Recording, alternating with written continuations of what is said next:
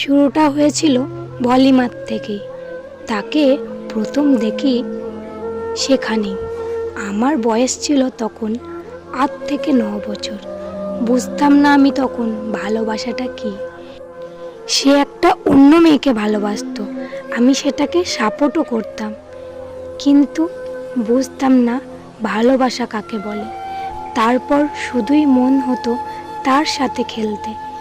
একদিন বুঝতে পারলাম আমি তাকে ভালোবাসি, অনেক ভালোবাসি, কিন্তু কখনো কাউকে জানাতে চাইনি, চেয়েছিলাম নিজের মধ্যেই রাখতে।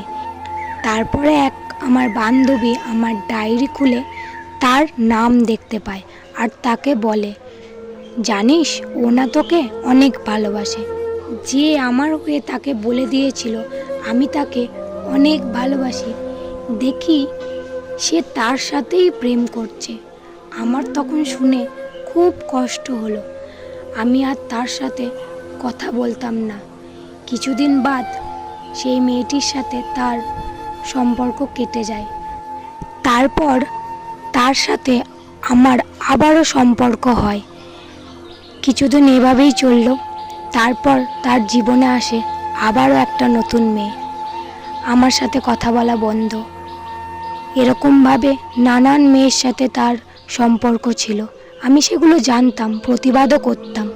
তারপর আমাকে ভুল বুঝিয়ে আবারও আমার কাছে ফিরে আসতো। এরকমভাবেই চলতো। কিছুদিন বাদ এলো একটা বিরাট ঝড়।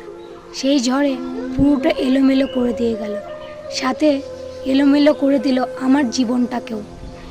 সে মারা গেল নিজস্ব একটা ব্যক্তিগত কারণে, কিন্তু সবার সামনে দোষী সাজিয়ে গেল আমাকে।